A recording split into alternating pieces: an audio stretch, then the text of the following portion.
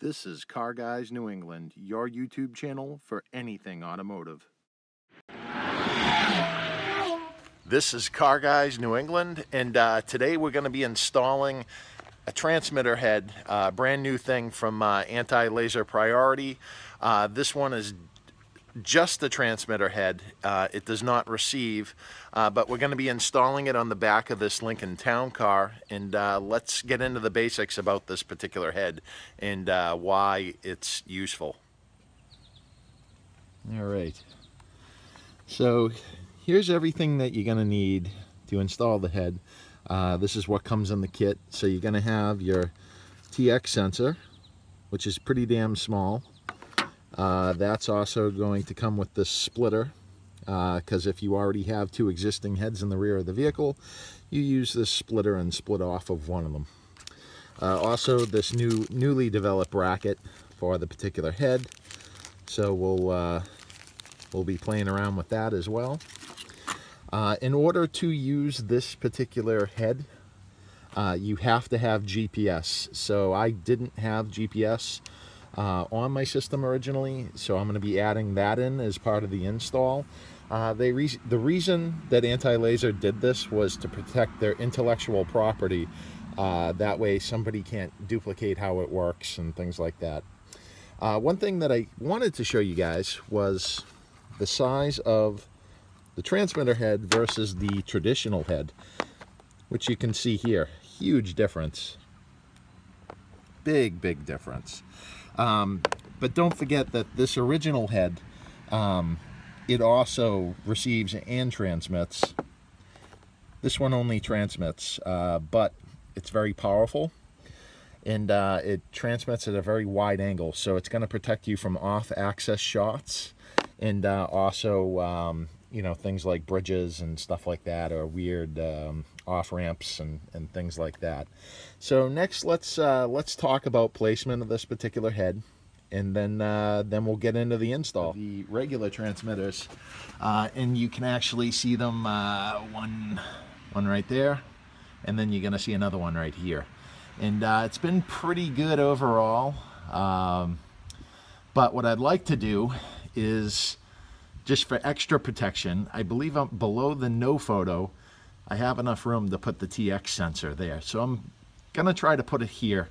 The requirement is you have to be at least 7 inches away from your other heads. So we're gonna make sure of that, and then we'll get the GPS antenna installed, and then I'll load the profiles in once everything is mounted here, and we'll go from there. All right, and again, you can see the heads. There they are up close. There's one. There's one. We're going to mount the other one down here.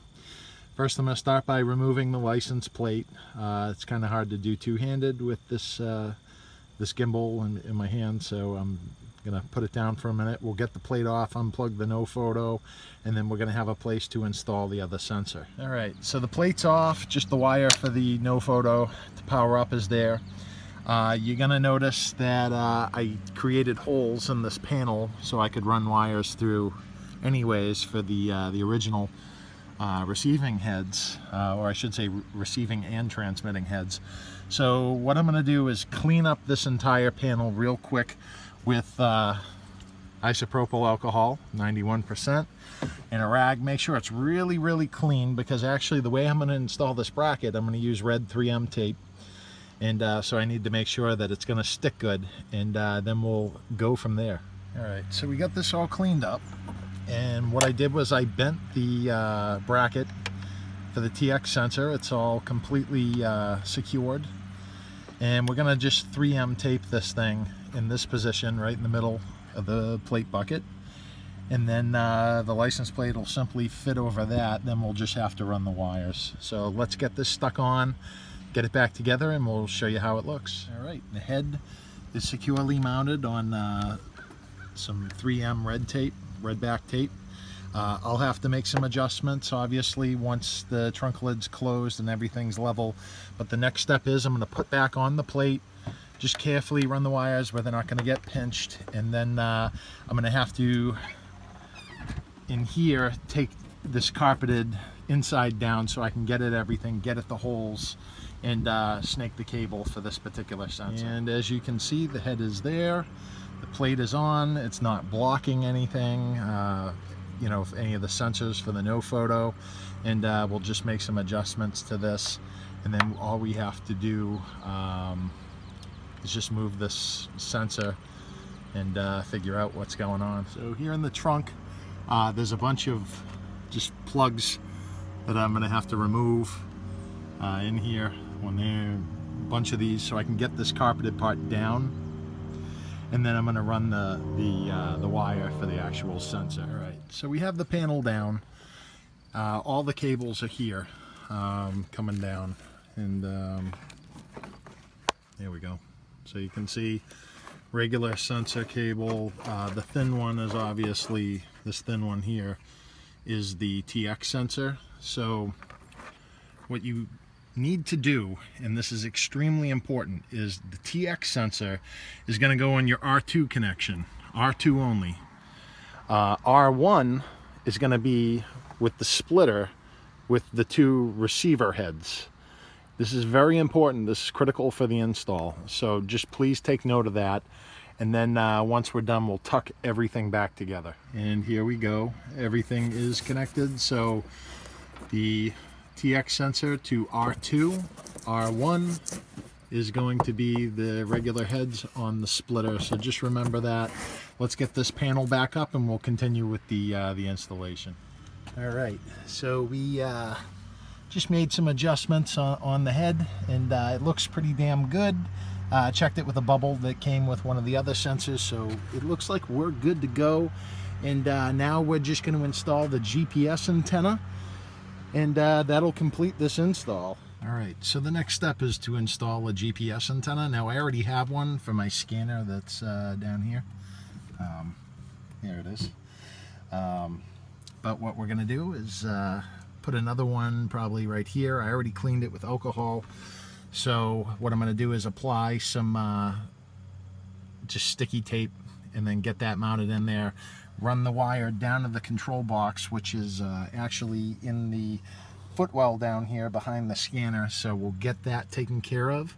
Hook the end of the connector here for the GPS into the GPS port of the control box. And then at that point, what we'll have to do is restore all the defaults and then load in the new configuration file with the USB drive that is going to activate the GPS antenna, and then we should be good to go. All right, so the GPS antenna is installed, the wires ran, it's plugged into the control unit. So now we're just going to just do a factory reset on this thing. Interference defense active. Okay, so we're going to go into the menu. Menu. Parking range 4. Silent power up off. LED mode constant dark. Firmware version 5. Restore defaults and memorize sensors. Data stored. All right, so we just did the reset on this.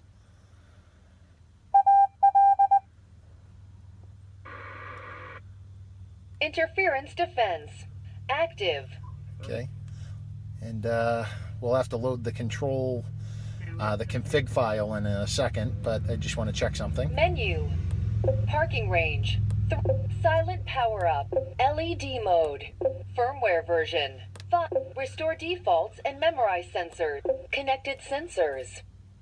F3, F2, F1, R2, R1. Okay, so it's detecting all the sensors, so we're good there. Let's get the firmware, not the firmware, the config file loaded in, and then we're just going to test everything out. All right, so now we're just going to take the USB drive, plug it in. Data stored. Interference defense active. Okay, the config file is in. So we'll take this puppy for a ride, see how it does. Just one thing to note with the GPS, it's only going to activate when you're above 18 miles per hour, so just remember that, but that's not very important anyways. Nobody's going to shoot you with laser at those speeds. So anyways, let's give this a ride, and then we'll wrap up. So when you're traveling with this particular system, right now I'm doing 25 miles per hour. If I slow down and get it to the threshold, see, now you can see that it disarmed, and we're just going to pick up the speed a little bit here, and it's going to arm again. And that's how you're going to know if you installed everything correctly. So anyways, hope you guys enjoyed this particular video of the installation of the TX sensor for an ALP system. Pretty straightforward install. Just make sure that you follow the steps and follow through on everything correctly. But anyways, thank you very much for watching. If you like this video, be sure to give it a like. If you have some comments, be sure to comment down below. But anyways, we're gonna go out and try to poke some bears. And anyways, until next time, take care.